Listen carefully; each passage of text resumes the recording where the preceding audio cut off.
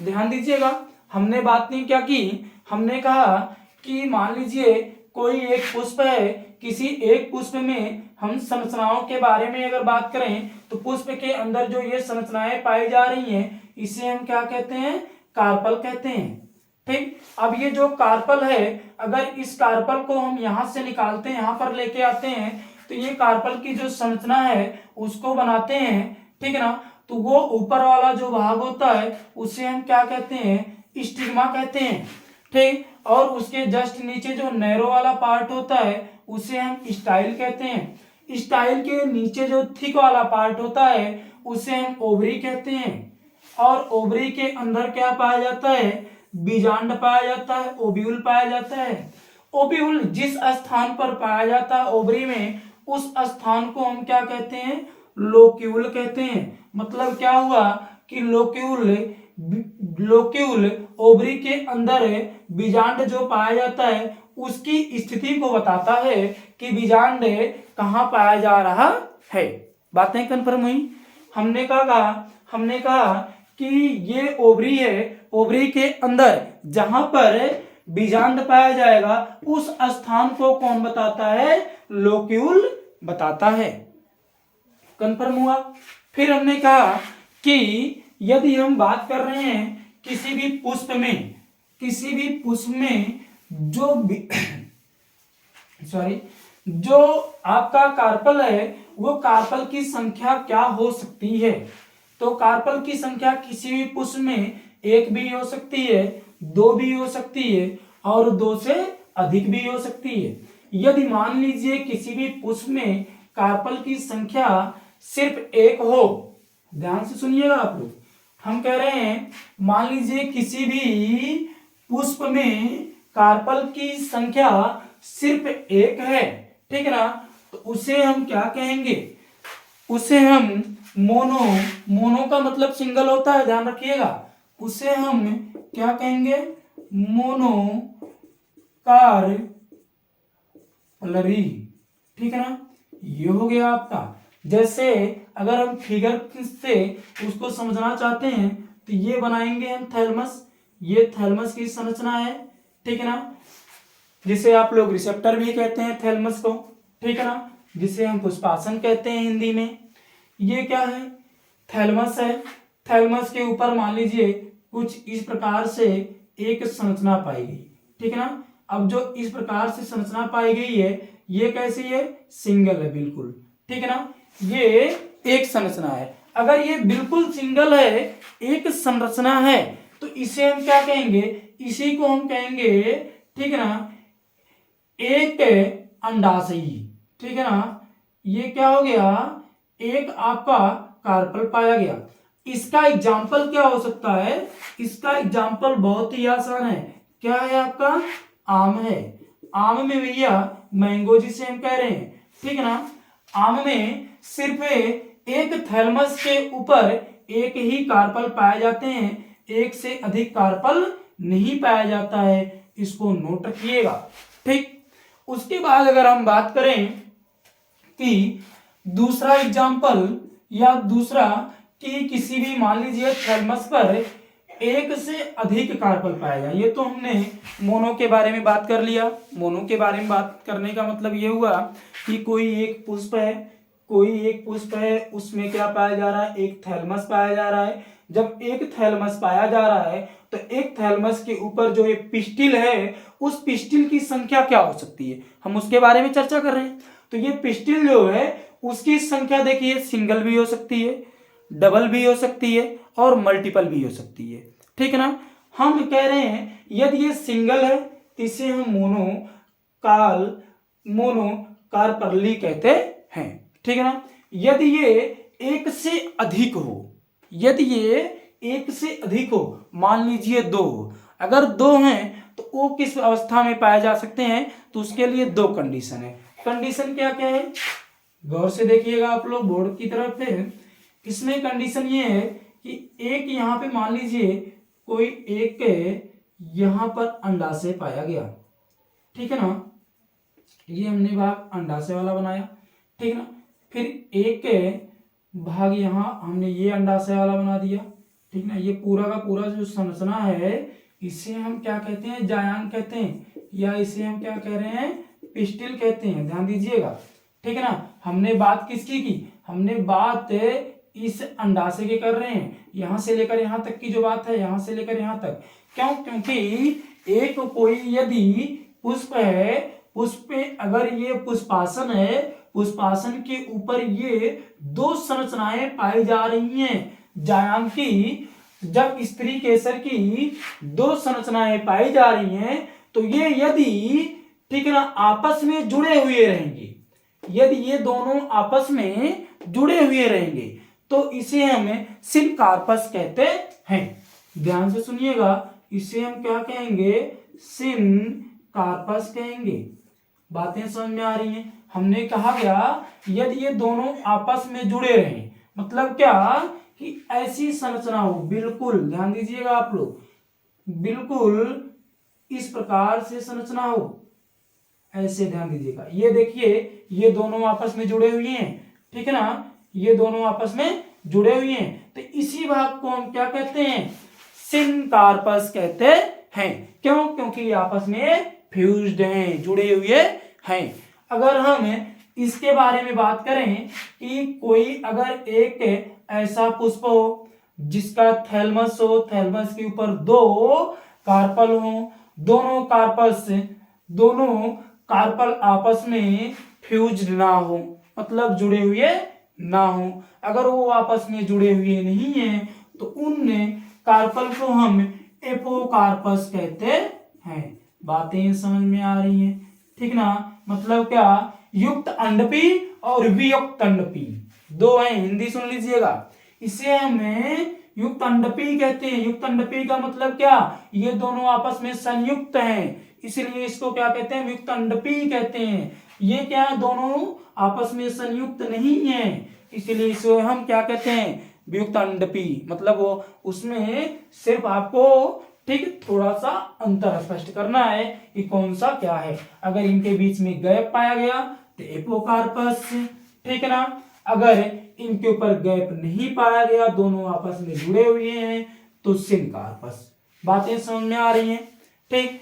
अब ध्यान दीजिएगा, अगर हम बात कर लें इनके बारे में तो कुछ ऐसे भी, ठीक ना, पुष्प होते हैं जिनमें एक से अधिक अंडाशय पाया जाता है, ठीक है ना। मतलब क्या, एक से अधिक इसमें जो है कार्पल पाया जाता है। इसके बारे में अगर हम बात करें तो कर सकते हैं। आप ध्यान दीजिएगा, एनसीईआरटी में एक फिगर दिया गया है, कुछ इस प्रकार से बनाया गया है।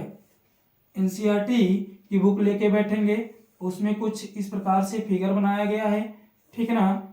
ये जो है, ठीक, ये कौन सा है, ये आपका सिनकार्पस का एग्जाम्पल है। ये किसका एग्जाम्पल है, सिनकार्पस का एग्जाम्पल है, ठीक है ना।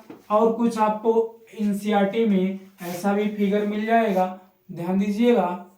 एनसीईआरटी में कुछ इस प्रकार का फिगर मिल जाएगा आपको। ये जितने भी आपको दिखाई दे रहे हैं, हम जो फिगर बना रहे हैं, ये किसका एग्जाम्पल है, ये आपका एपोकार्पस का एग्जाम्पल है। एपोकार्पस का मतलब क्या, ये जितने आपको यहाँ पे इस प्रकार से संरचनाएं दिख रही हैं, ये जो संरचनाएं हैं ये आपस में जुड़ी हुई नहीं है। बातें समझ आ रही हैं। हमने क्या कहा, ये जो संरचनाएं हैं ये आपस में जुड़ी हुई नहीं है, ठीक है ना। ये एक दूसरे से, ठीक है ना, भिन्न, मतलब एक दोनों के बीच में गैप पाया जा रहा है, इसलिए इसे हम क्या कह दिए, एपोकार्पस कह दिए। अगर यहाँ तक आगे आप लोगों को समझ में आ गया होगा तो फिर हम और थोड़ा आगे चलें।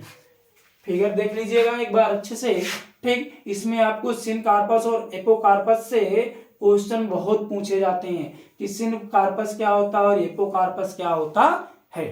कंफर्म हुआ। फिर आगे चलें, अगर हम अब क्या करेंगे, संरचना पढ़ेंगे। संरचना किसका पढ़ेंगे हम, संरचना हम अब पूर्ण रूप से किसी एक कार्पल को लेते हैं और उसके अंदर बीजांड की जो संरचना होती है जिसे हम ओव्यूल कहते हैं, उसकी संरचना के बारे में पढ़ेंगे। ओव्यूल में कितनी लेयर पाई जाती है, उन लेयरों के बारे में हम पढ़ेंगे, ठीक है ना।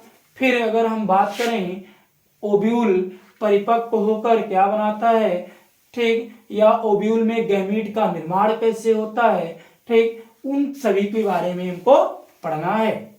तो अगर हम बात कर लें किसी भी फ्लावर के बारे में, कोई एक पुष्प है, उस पुष्प में जो ओव्यूल है, ठीक है ना, और ओव्यूल कहाँ पाया जा रहा है उसके बारे में बात करें तो ध्यान दीजिएगा, हमने बनाया एक संरचना यहाँ पे, ठीक है, जायांग की।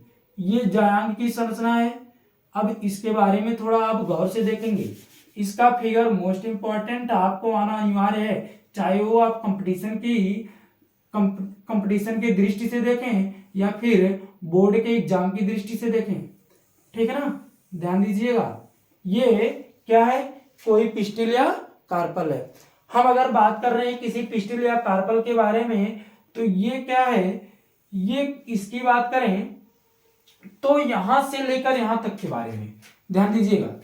अब यहां से लेकर यहां तक के बारे में हमने क्या कहा, इसे हम क्या कहते हैं, पिस्टिल कहते हैं। मैं बार बार इसलिए लिख रहा हूं, फिगर बना रहा हूं ताकि आप लोगों को कोई दिक्कत ना हो और आसानी से आ जाए एक एक चीज, ठीक है ना। इसे हम क्या कहते हैं, स्टिग्मा कहते हैं। ये कौन सा पार्ट है, ये स्टाइल पार्ट है, ठीक है ना। और ये वाला पार्ट कौन सा है, ये ओवरी वाला पार्ट है, ठीक है ना, जिसे हम क्या कहते हैं, अंडाशय कहते हैं। मोस्ट इंपॉर्टेंट पार्ट ये। अब हमने एक शब्द भी जस्ट इसके पहले नाम लिया था, लोक्यूल।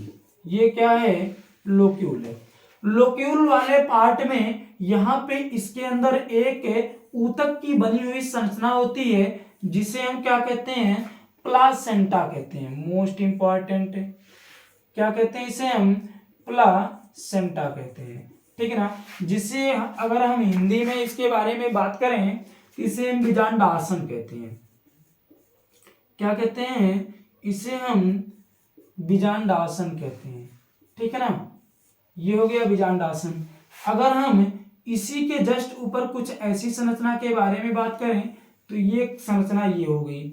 ये जो आपको संरचना दिख रही है, इस संरचना को हम क्या कहते हैं, इसे हम बीजांड, ध्यान दीजिएगा, बीजांड वृंत कहते हैं। बीजांड वृंत की हिंदी क्या होती है, फ्यूनिकल होती है। इंग्लिश फ्यूनिकल होती है, हिंदी तो बीजांड वृंत ही है, ठीक है ना। इसकी इंग्लिश क्या होती है, फ्यूनिकल होती है। अगर हम इसके बारे में बात करें तो ये क्या है, ओव्यूल है। इसे हम क्या कहते हैं, ओव्यूल। ओव्यूल की अगर इंग्लिश के बारे में बात करें, इसी को तो हम बीजांड कहते हैं। और यही तो सबसे इंपॉर्टेंट पार्ट है जिसके द्वारा किसका निर्माण किया जाएगा, ये परिपक्व होकर सीड का निर्माण करेगा। मतलब ये परिपक्व होगा तो बीज के रूप में परिपक्व होगा। बातें समझ में आई। तो हमने बात क्या की, हमने कहा ये कोई कार्पल है। कार्पल का सबसे ऊपरी वाला भाग जो होता है स्टिग्मा। स्टिग्मा कैसा होता है, ये चिपचिपा होता है। चिपचिपा क्यों होता है, ताकि परागकण आसानी से पे आके चिपक सकें, ठीक है ना। स्टाइल कैसा होता है, ये पतला भाग होता है, ठीक है ना। पतला भाग किसके अपेक्षाकृत, ठीक ना, स्टिग्मा के अपेक्षाकृत ये पतला भाग होता है, नैरो होता है। उसके जस्ट नीचे ओवरी कौन सा पार्ट होता है, ओवरी वह पार्ट होता है जो परिपक्व होके फल का निर्माण करेगा। मतलब क्या, निषेचन की क्रिया करने के बाद ये फल के रूप में परिवर्तित हो जाएगा। बातें समझ में आई। तो इनके बारे में हम पढ़ेंगे। तो यहाँ पे फिर अगर हम बात क्या करें कि हम ओव्यूल को यहाँ से निकालें और ओव्यूल के बारे में बातें करें, तो ओव्यूल की संरचना के बारे में बातें करें कि ओव्यूल में कुल कितनी लेयर पाई जा सकती है, ठीक ना, उसके बारे में बात करें हम। तो एक बार फिगर आप देख लीजिएगा अच्छी तरीके से, फिर हम बात करते हैं ओव्यूल के बारे में। अब हम कर रहे हैं बातें ओव्यूल के बारे में, बीजांड के बारे में।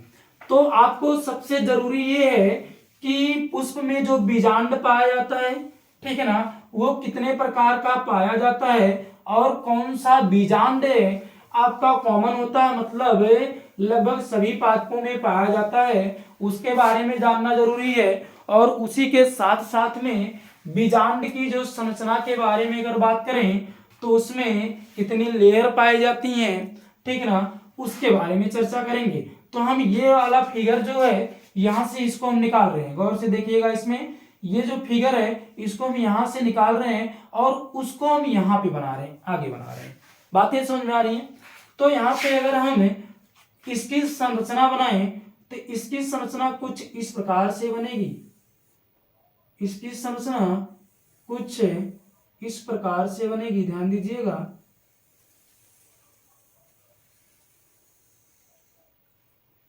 ये फिगर है, किसका फिगर बन रहा है? ये ओब्यूल का फिगर बन रहा है और आपको भी बनाना आना चाहिए। क्यों? क्योंकि बोर्ड में तो इसका एक फिगर आता ही आता भैया, और इसलिए इसको बनाना आना चाहिए, आपको अनिवार्य रूप से आना चाहिए। ठीक है ना? ये फिर इसी में एक लेयर और पाई जाएगी, ध्यान दीजिएगा। इसी में एक लेयर और पाई जाएगी। ये जो लेयर है इसके बारे में भी हम जस्ट चर्चा करेंगे। फिर यहाँ पे कुछ ऐसी संरचनाएं पाई जाएगी। फिर ये इस प्रकार से हो गया। ठीक है ना? ये रही संरचना। ये देखिए, अच्छा फिगर है। ये क्या है भैया? ओब्यूल किससे जुड़ा होता है? प्लासेंटा से। ये प्लासेंटा हो गया। प्लासेंटा को थोड़ा और किसका, ये इधर लेके आइए ताकि बीच में रहे, बाहर बैलेंस बराबर रहेगा, अच्छा रहेगा। ये क्या हो गया? प्लासेंटा हो गया। अगर हम प्लासेंटा के बारे में बात करें, ठीक है ना, तो प्लासेंटा मोस्ट इंपॉर्टेंट पार्ट है। लेकिन प्लासेंटा से क्या जुड़ा हुआ है? ये फ्यूनिकल जुड़ा हुआ है। क्या जुड़ा हुआ है? फ्यूनिकल। फ्यूनिकल जब किसी ओब्यूल से जुड़ता है तो ओब्यूल में जहां से जुड़ता है उस संरचना को, उस पार्ट को हम क्या कहते हैं? हाइलम कहते हैं। ध्यान रखिएगा। ठीक है ना? अब ये ओब्यूल की जो सबसे बाहरी लेयर होती है, हम संरचना पढ़ रहे हैं ओब्यूल का, इंपॉर्टेंट है, गौर से देखिएगा।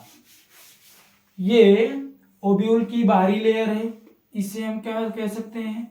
Outer layer. आउटर लेयर का नाम क्या है? इंटेगुमेंट। याद रखिएगा, इसे हमने क्या लिखा? इंटेगुमेंट लिखा है। ठीक है ना?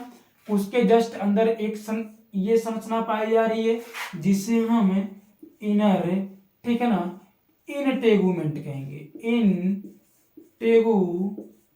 कहेंगे। बातें समझ में आ रही हैं? इसे हम क्या कह रहे हैं? इसे हम आउटर इंटेगुमेंट कह रहे हैं, इसे हम इनर इंटेगुमेंट कहते हैं। ये दोनों मोस्ट इंपॉर्टेंट है। क्यों? क्योंकि हमने क्या कहा, यदि बीजांड बीज का रूप लेगा तो ये भी भैया बीज के ऊपर जो आवरण पाया जाता है, ठीक है ना, ये उसका रूप लेंगे दोनों। ठीक है ना? इसके बारे में भी हम चर्चा करेंगे जब आपको एक मिलेगा टेस्टा व टेगमेन, तो वो किससे बना होता है? इसी से बना होता है। उसके बारे में हम आगे चर्चा करेंगे डिटेल में। ठीक, फिर इसी के अंदर संरचनाएं कुछ पाई जाती हैं इस प्रकार की।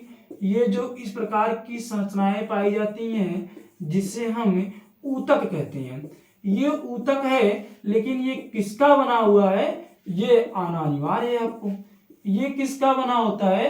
ये न्यूसेलस का बना होता है। न्यूसेलस का बना होता है। ठीक है ना? इंपॉर्टेंट प्लॉइडी लेवल 2n है। हमने कहा क्या? हमने कहा कि हम किसी भी ओवरी के अंदर पाए जाने वाले ओब्यूल को निकालते हैं और उसकी संरचना के बारे में बात करते हैं। जब हमने ओब्यूल के निकाला, ओब्यूल को निकालने के बाद उसकी संरचना के बारे में बातें की, तो उसकी संरचना जब देखें तो उसमें बाहर की तरफ दो लेयर पाई गई जिसे हम इनर इंटेगुमेंट और आउटर इंटेगुमेंट के नाम से जानते हैं। ठीक है ना? और उसी के साथ साथ में जहां पे इंटेगुमेंट अनुपस्थित हैं उसे हम माइक्रोपाइल कहते हैं। ध्यान दीजिएगा, उसे हम क्या कहते हैं? माइक्रोपाइल कहते हैं। ध्यान दीजिएगा, एक चीज आपको मैं याद दिला दे रहा हूं कि आप लोगों ने परागकण के बारे में जब पढ़ा था तो परागकण में एक चीज पढ़ा था कि जहां पे इक्जाइन लेयर अनुपस्थित है, गौर से सुनिएगा, जहां पे इक्जाइन लेयर अनुपस्थित है, ठीक है ना, वो वाला भाग क्या कहलाता था? जर्मपोर कहलाता था। पिछले वाले वीडियो में हमने इसके बारे में चर्चा की थी। तो उसी प्रकार से यहाँ पे जहां पर इंटेगुमेंट अनुपस्थित है, ठीक है ना, वो वाला भाग जो होगा वो माइक्रोपाइल होगा। क्यों? क्योंकि यहीं से पोलन ट्यूब इंटर करेगा। वैसे तो पोलन ट्यूब इसमें कहीं से इंटर कर सकता है ओव्यूल में, ये भी सही बात है, लेकिन पोलन ट्यूब इंटर करने का अधिकतम चांस यहीं से होता है। बातें समझ में आई। फिर उसके बारे में हमने बात की कि न्यूक्लियस की प्लॉइडी लेवल कितनी होती है 2n, ठीक है ना। अब ये न्यूक्लियस है, न्यूक्लियस क्या करेगा, ये इसी में जो कोशिकाओं जो न्यूक्लियस दिख रहा है आपको, ठीक है ना, यही न्यूक्लियस परिपक्व होके कोई एक सेल वो क्या बनाएगा, मेगा स्पोर बनाएगा। फिर से सुनिएगा, हमने आप लोगों को पराग कोश के बारे में पढ़ाया था। जब हम पराग कोश के बारे में चर्चा किए थे तो उसमें हमने कहा था माइक्रोस्पोर, कुछ याद आया। माइक्रोस्पोर का निर्माण कहाँ से हुआ था, माइक्रोस्पोर एंजियम से।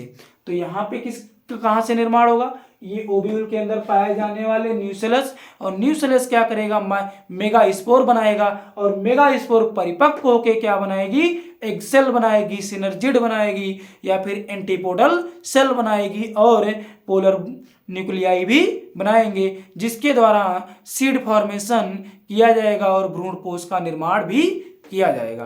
बातें कंफर्म हुई। तो हम उसी के बारे में चर्चा कर रहे हैं। हम क्या कह रहे हैं कि इसके अंदर जो ये संरचना पाई जा रही है इसे हम न्यूक्लियस कहते हैं। न्यूक्लियस की प्लॉइडी लेवल क्या होती है, 2n होती है।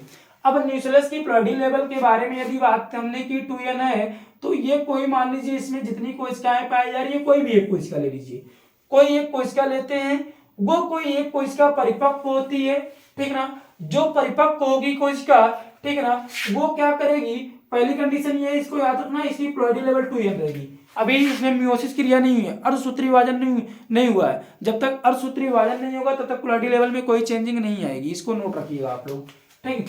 तो इसमें क्या हुआ, ये मेगा स्पोर बना रहा है, ठीक है ना, बना क्या रहा भैया, मेगा स्पोर बना रहा है। चलो मेगा स्पोर हमने यहां से बनवाया, लेकिन अब आपको एक चीज ये याद रखना है कि जो माइक्रोपाइल होता है, माइक्रोपाइल के जस्ट अपोजिट में जो संरचनाएं पाई जाती हैं जिसे हम चलाजा कहते हैं। क्या कहते हैं, चलाजा, चल आजा, चलाजा नहीं, शुद्ध चलाजा होता है, ध्यान रखिएगा। और कभी कभी आप ये भी जानते हैं कि ये जो बीजांड है, बीजांड में ये जो फ्यूनिकल वाला पार्ट है, ये यहाँ पे अधिक विकास करके एक उभरी हुई संरचना बना देता है, इसे जिसे हम रेफी कहते हैं। ध्यान रखिएगा, इसे हम क्या कहते हैं, रेफी कहते हैं। बातें समझ में आई, ये हो गया। अब अच्छा, इस बीजांड का नामकरण कर दें, ये भी इंपॉर्टेंट है। बीजांड कौन सा है, ये भैया बीजांड एनाट्रोपस प्रकार का है। किस प्रकार का है, बीजांड टाइप कौन सा है, एनाट्रोपस। कैसा है ये, उल्टा है। उल्टा के साथ साथ में कैसा है, 180 अंश पे घुमा हुआ है। ध्यान दीजिएगा, 180 अंश पे क्या है, घुमा हुआ है। दिख रहा ना, हाँ दिख रहा है। ये एनाट्रोपस प्रकार का बीजांड है, ठीक है ना, ये उल्टा है, 180 अंश पर घुमा हुआ है।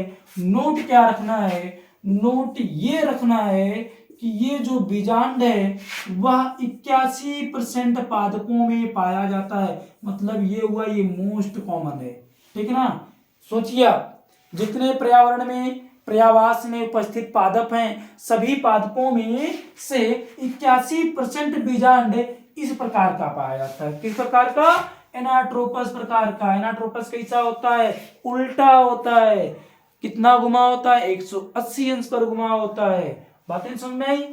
बाकी तो आप जानते हैं 6 प्रकार का होता है, ठीक है ना। उसमें से आपको बोर्ड में 2 पूछा जाता है, मोस्ट इंपॉर्टेंट।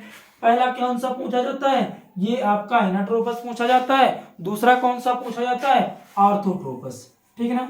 ये 2 पूछे जाते हैं, मोस्ट इंपॉर्टेंट। ये दोनों आपको याद रखना है। आर्थोट्रोपस का खूबी क्या होती है, आर्थोट्रोपस का अगर हम फिगर बनाते हैं तो इसी को घुमा दीजिए, ऐसे कर दीजिए। मतलब क्या, ये जो माइक्रोपाइल है, ठीक ना, इस माइक्रोपाइल को भैया घुमाइए और यहां से लेके ऊपर लेके आइए, ठीक ना।